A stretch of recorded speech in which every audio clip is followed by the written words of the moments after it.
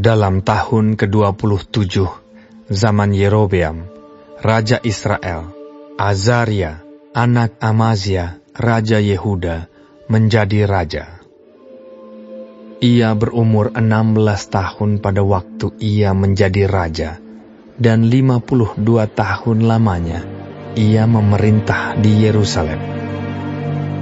Nama ibunya ialah Yekolia dari Yerusalem.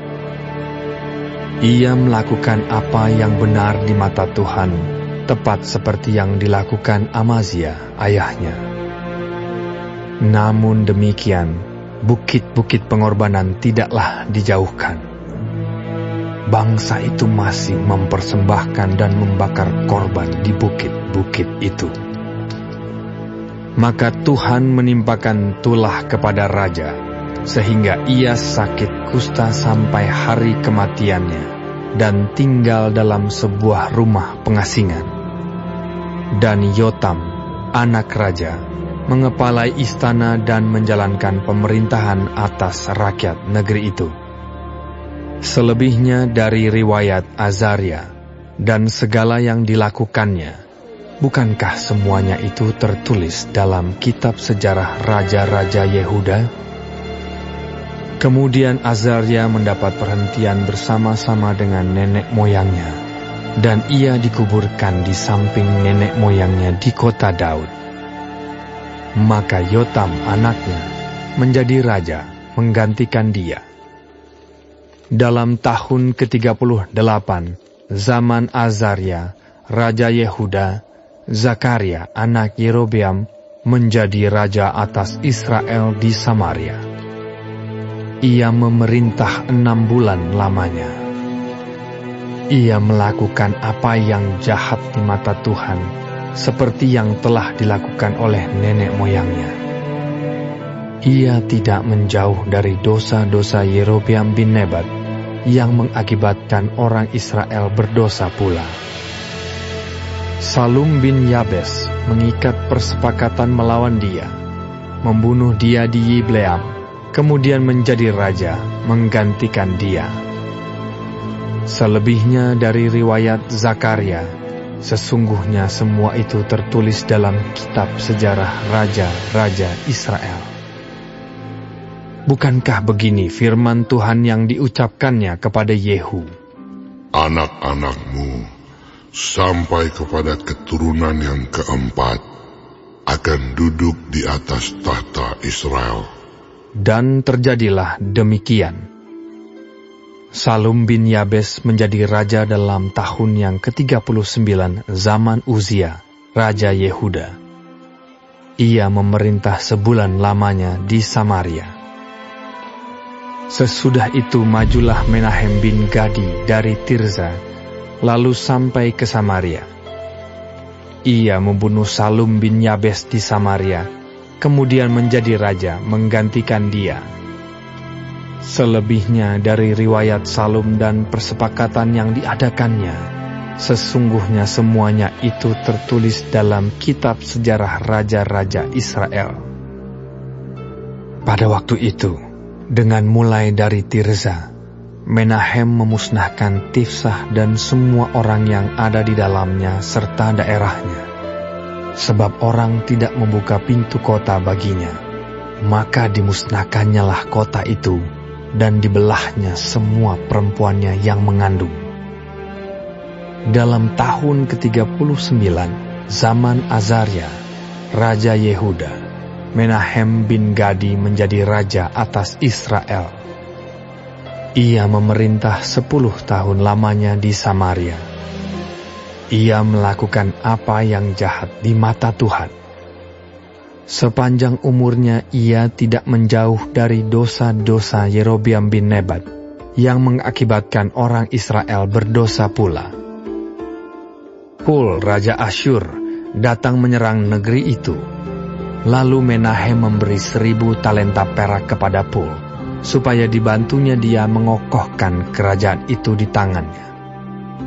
Menahem mengeluarkan uang ini atas beban Israel dan atas beban semua orang yang kaya raya untuk diberikan kepada Raja Asyur.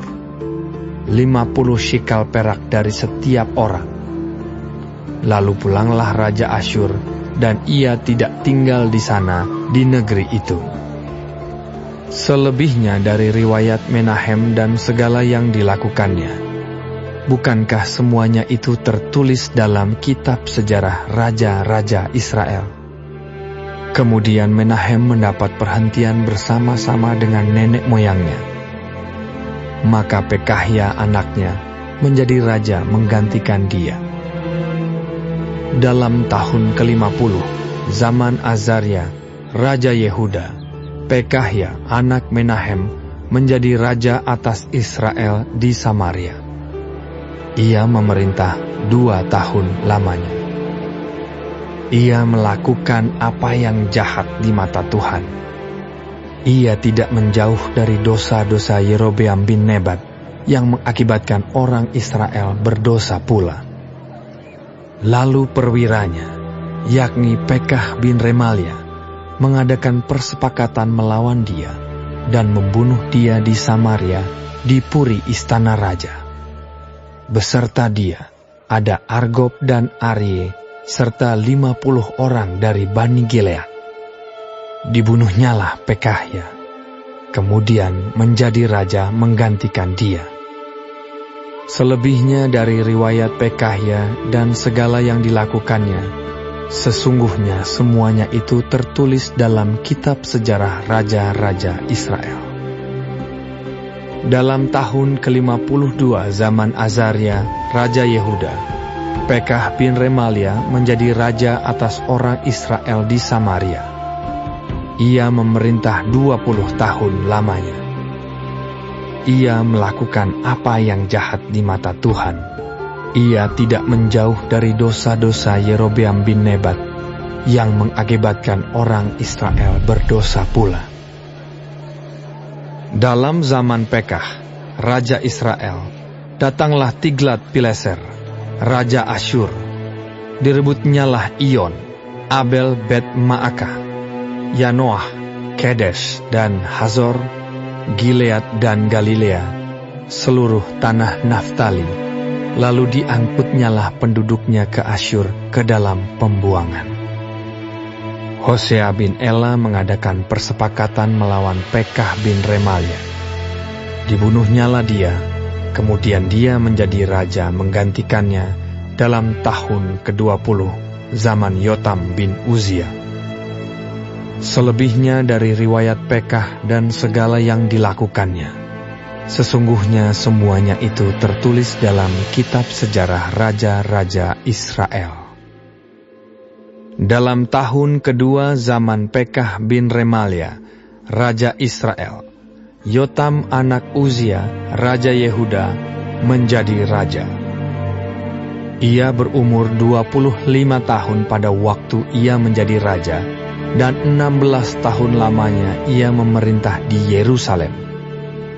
Nama ibunya ialah Yerusa, anak Zadok. Ia melakukan apa yang benar di mata Tuhan, tepat seperti yang dilakukan Uzia ayahnya. Namun demikian, bukit-bukit pengorbanan tidaklah dijauhkan. Bangsa itu masih mempersembahkan dan membakar korban di bukit-bukit itu. Ia mendirikan pintu gerbang tinggi di rumah Tuhan. Selebihnya dari riwayat Yotam, apa yang dilakukannya, bukankah semuanya itu tertulis dalam kitab sejarah raja-raja Yehuda? Mulai zaman itu, Tuhan menyuruh Rezin, Raja Aram, dan Pekah bin Remalia menyerang Yehuda. Kemudian Yotam mendapat perhentian bersama-sama dengan nenek moyangnya, dan ia dikuburkan di samping nenek moyangnya di kota Daud, bapa leluhurnya. Maka Ahaz anaknya menjadi raja menggantikan dia.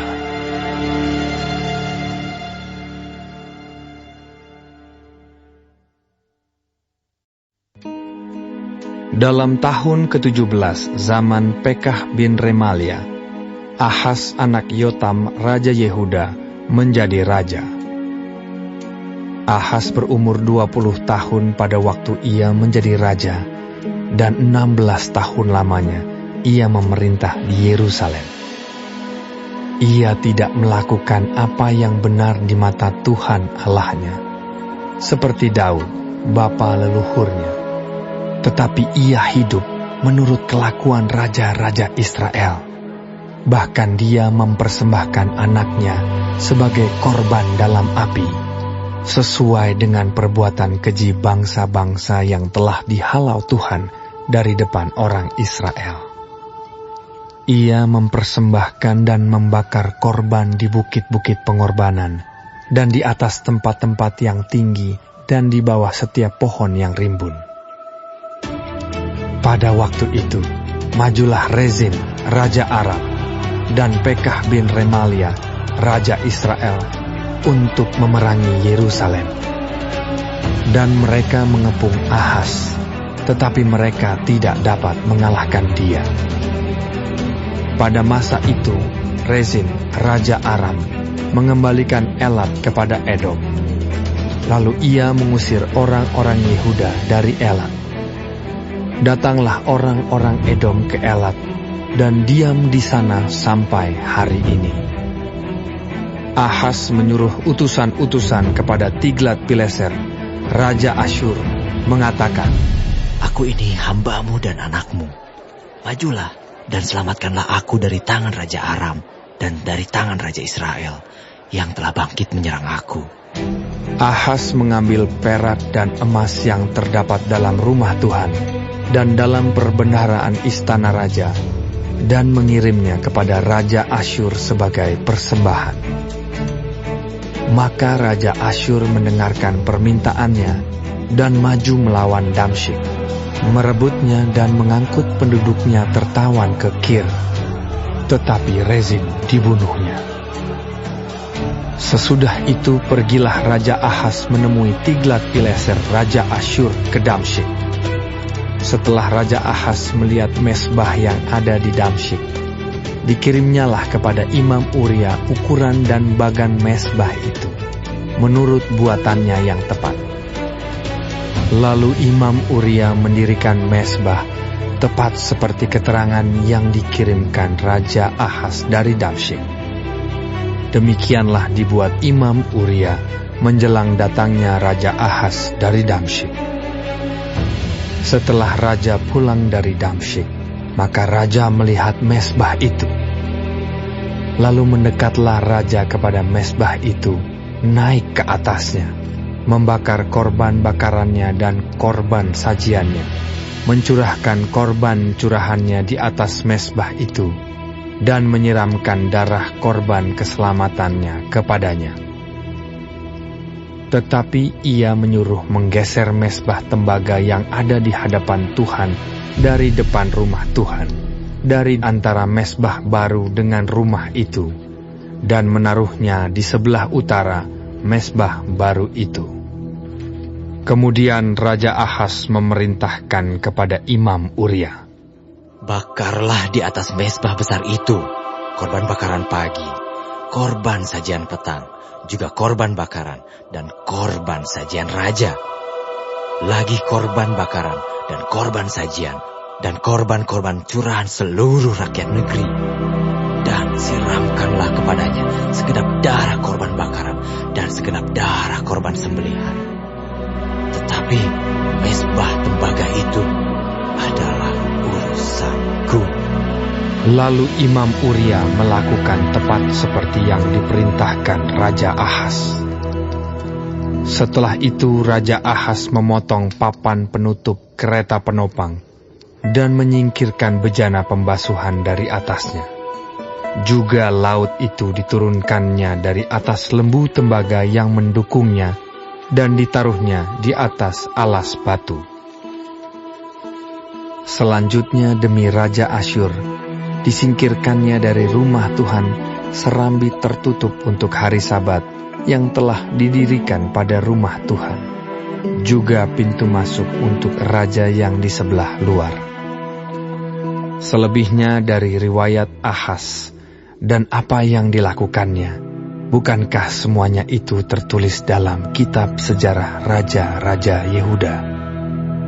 Kemudian Ahaz mendapat perhentian bersama-sama dengan nenek moyangnya, dan ia dikuburkan di samping nenek moyangnya di kota Daud.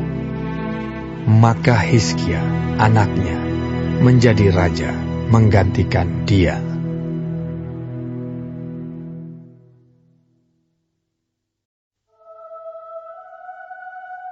Dalam tahun ke-12 zaman Ahaz, Raja Yehuda, Hosea bin Ela menjadi raja di Samaria atas Israel. Ia memerintah 9 tahun lamanya. Ia melakukan apa yang jahat di mata Tuhan, tetapi bukan seperti raja-raja Israel yang mendahului dia. Salmaneser, Raja Asyur, maju melawan dia. Hosea takluk kepadanya, serta membayar upeti.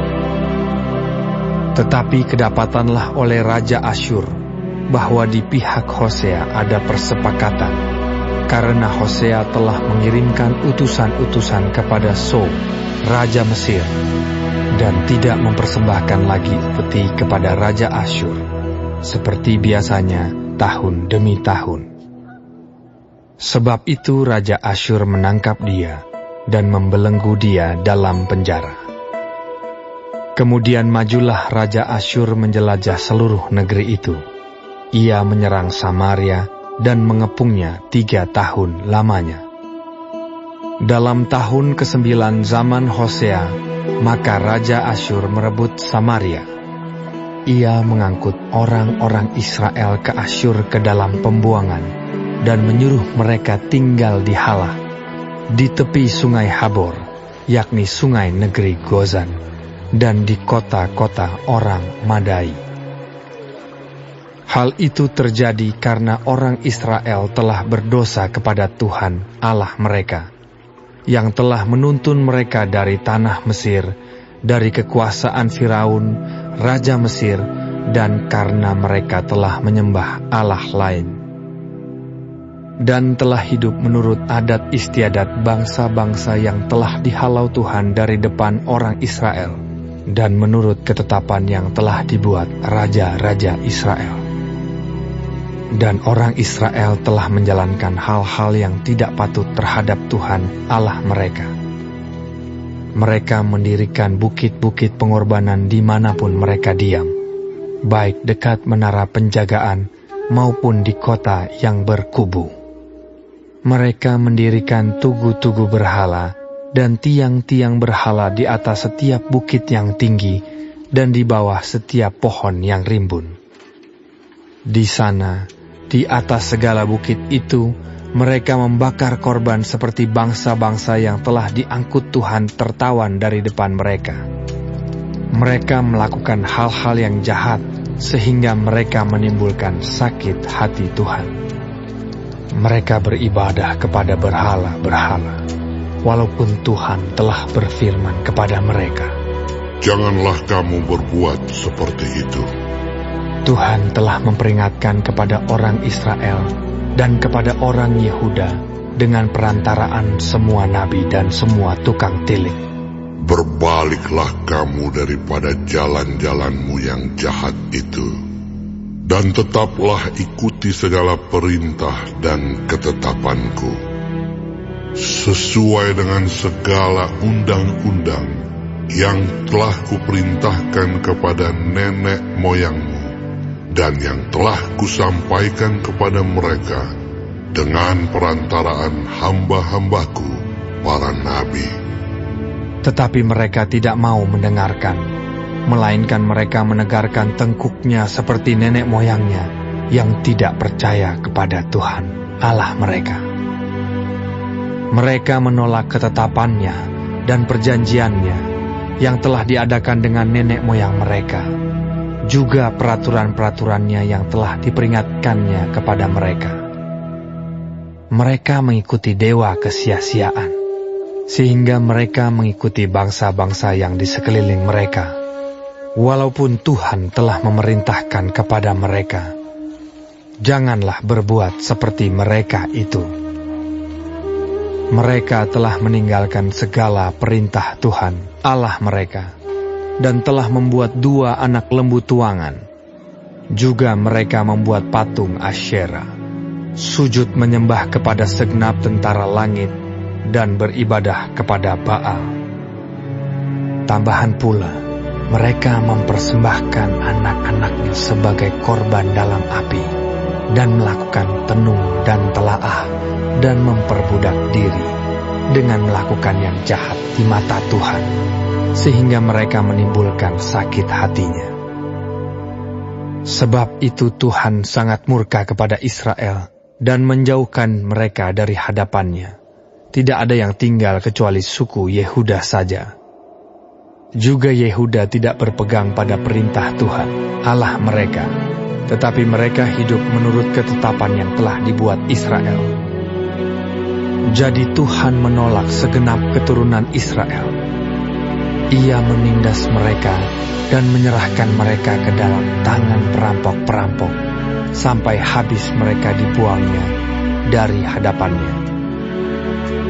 Ketika ia mengoyakkan Israel daripada keluarga Daud, maka mereka mengangkat Yerobeam bin Nebat menjadi raja.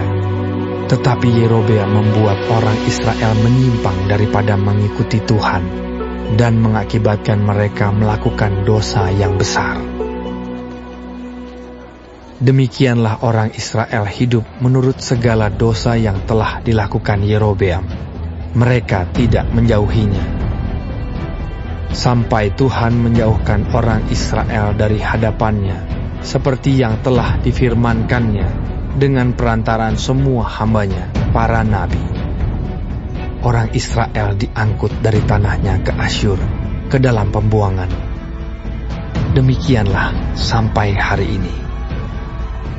Raja Asyur mengangkut orang dari Babel, dari Kuta, dari Awa, dari Hamat dan Sefarwaim, lalu menyuruh mereka diam di kota-kota Samaria, menggantikan orang Israel. Maka orang-orang itu pun menduduki Samaria dan diam di kota-kotanya. Pada mulanya waktu mereka diam di sana, tidaklah mereka takut kepada Tuhan. Sebab itu Tuhan melepaskan singa-singa ke antara mereka yang membunuh beberapa orang di antara mereka. Lalu berkatalah orang kepada Raja Asyur, bangsa-bangsa yang Tuanku angkut tertawan dan yang Tuanku suruh diam di kota-kota Samaria tidaklah mengenal hukum beribadah kepada Allah negeri itu. Sebab itu dilepaskannyalah singa-singa ke antara mereka yang sesungguhnya membunuh mereka, oleh karena mereka tidak mengenal hukum beribadah kepada Allah negeri itu. Lalu Raja Asyur memberi perintah, suruhlah pergi ke sana salah seorang imam yang telah kamu angkut dari sana ke dalam pembuangan. Biarlah ia pergi dan diam di sana dan mengajarkan kepada mereka hukum beribadah kepada Allah negeri itu. Salah seorang imam yang telah mereka angkut dari Samaria ke dalam pembuangan pergi dan diam di Betel. Ia mengajarkan kepada mereka bagaimana seharusnya berbakti kepada Tuhan. Tetapi setiap bangsa itu telah membuat Allahnya sendiri dan menempatkannya di kuil di atas bukit-bukit pengorbanan yang dibuat oleh orang-orang Samaria. Setiap bangsa bertindak demikian di kota-kota yang mereka diami. Orang-orang Babel membuat patung Sukot Benot, orang-orang Kuta membuat patung Nergal, orang-orang Hamat membuat patung Asima, dan orang-orang Awa membuat patung Nibas dan Tartak.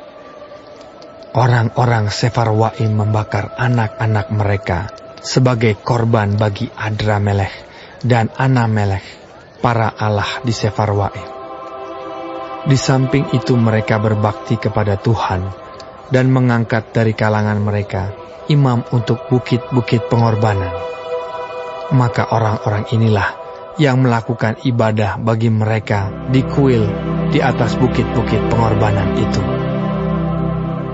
Mereka berbakti kepada Tuhan, tetapi dalam pada itu mereka beribadah kepada Allah mereka sesuai dengan adat bangsa-bangsa yang dari antaranya mereka diangkut tertawan.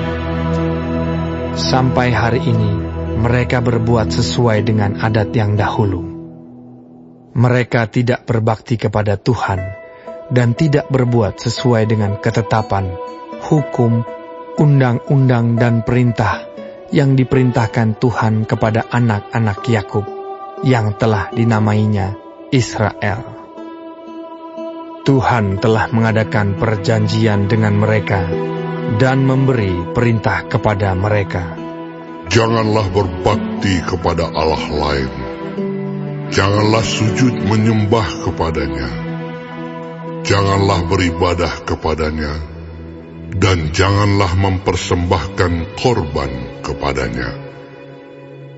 Tetapi Tuhan yang menuntun kamu dari tanah Mesir dengan kekuatan yang besar dan dengan tangan yang teracung, kepadanyalah kamu harus berbakti. Kepadanyalah kamu harus sujud menyembah dan mempersembahkan korban. Tetapi kamu harus berpegang kepada ketetapan-ketetapan, peraturan-peraturan, hukum dan perintah yang telah ditulisnya bagimu, dengan melakukannya senantiasa dengan setia. Dan janganlah kamu berbakti kepada allah-allah lain. Janganlah kamu melupakan perjanjian yang telah kuadakan dengan kamu, dan janganlah kamu berbakti kepada Allah lain, melainkan kepada Tuhan Allahmu. Kamu harus berbakti, maka Ia akan melepaskan kamu dari tangan semua musuhmu. Tetapi mereka tidak mau mendengarkan, melainkan mereka berbuat sesuai dengan adat mereka yang dahulu. Demikianlah bangsa-bangsa ini berbakti kepada Tuhan. Tetapi dalam pada itu, mereka beribadah juga kepada patung-patung mereka. Baik anak-anak mereka maupun cucu cicit mereka melakukan seperti yang telah dilakukan nenek moyang mereka sampai hari ini.